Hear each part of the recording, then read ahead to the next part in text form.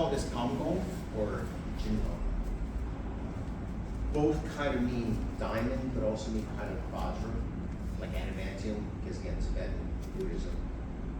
It just means, like, if you think about a diamond, it's pure, but it's also extremely hard. So in other words, you're making your body pure and hard, well conditioned.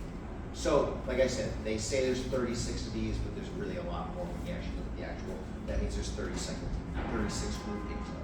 Pardon me if I'm not making any sense. And again, if I don't make any sense, please let me know. We're going to focus on 2 exercises that are most relevant to Shuai Jiao, to wrestling.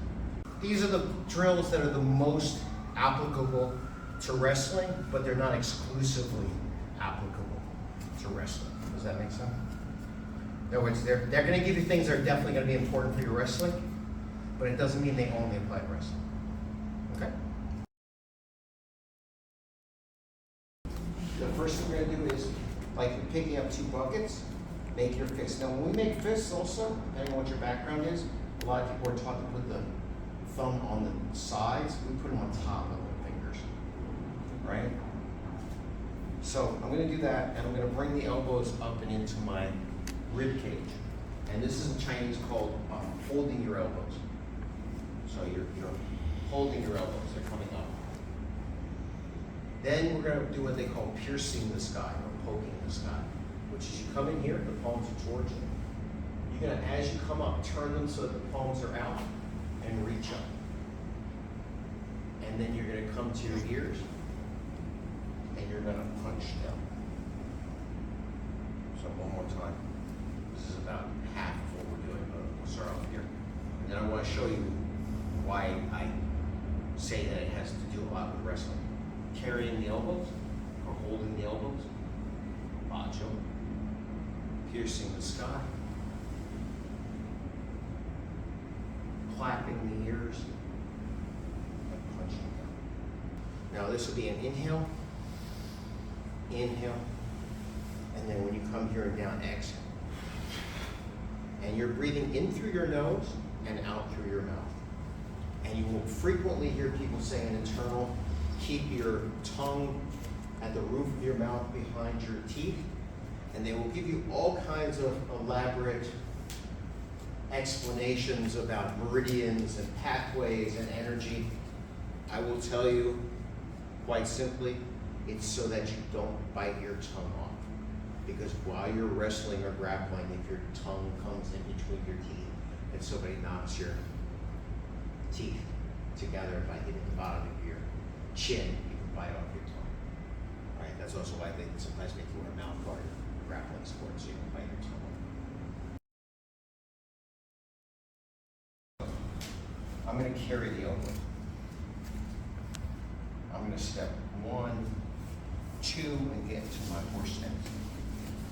I want my head up, my back straight, and I want my horse stance to be relatively like a square, like a rectangle. You know, I don't want to be like this. I want to be like this. I'm going to pierce here. I'm going to come here. And before I do the punching downward, I'm going to bend, but I'm not going to bend from my back. I'm going to bend from my hips so that my back stays straight. And then I'm going to punch. So I'm going to actually end up kind of punching the ground. And this is when it's better to be on a mat than to be on a concrete yard. And then I'm going to reach between my legs and gather up. And then I'm going to come up straight. And what I'll do is I'll continue the motion of going up, coming down, bending, punching, gathering, and picking up. And then it's up to you how many times you want to do this. Okay? So obviously as you're punching down, exhale, and then as you're gathering up, inhale. But try when you bend,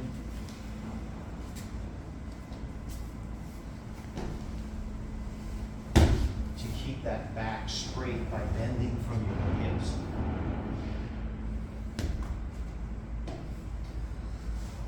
Reach between. Correct. And you go back up. I stay in the same way. Stay in the horse stance, reach up. No. Okay, reach up.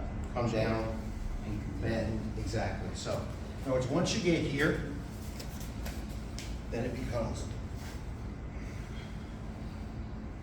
No change. yeah, exactly. Until your legs start going. And then Right. holding the elbows or carrying the elbows. Come on over here.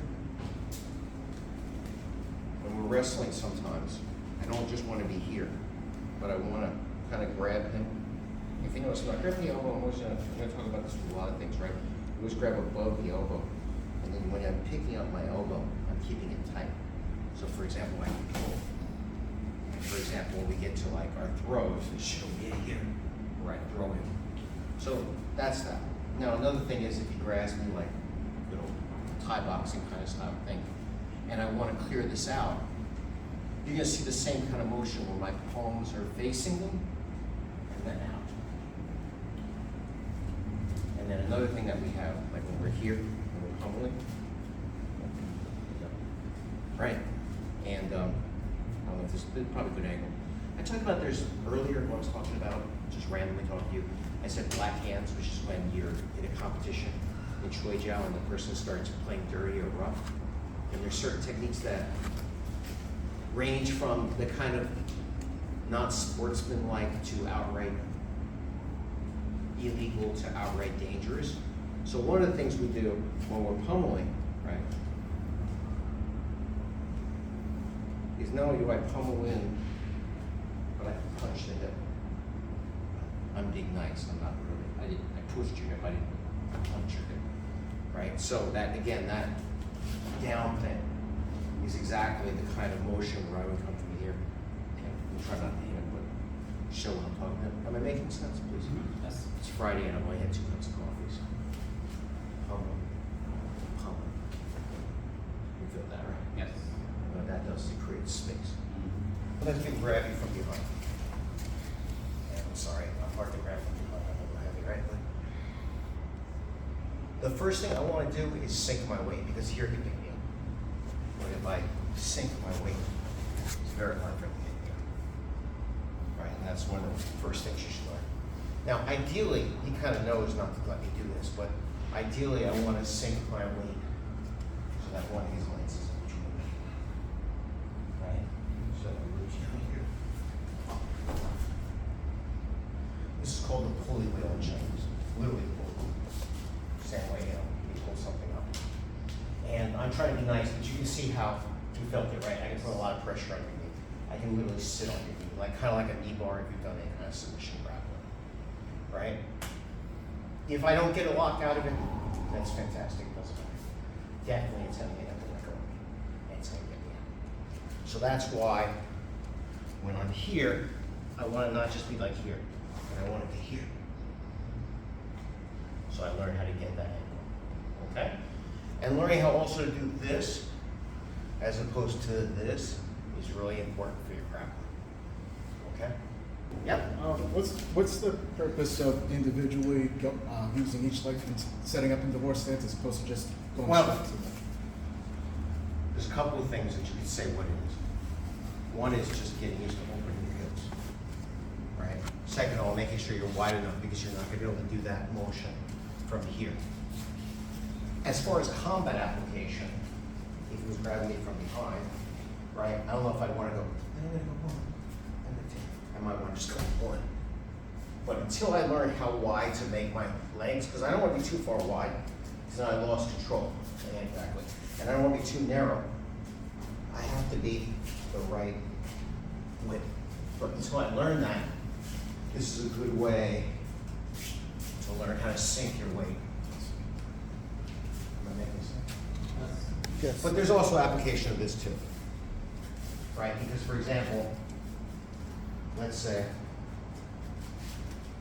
you're right now, right? So I'm here. Think about this way, right? Well, if I go here and here, now it's a different technique. So and then punch down, punch, punch, punch. This is another application of this, right?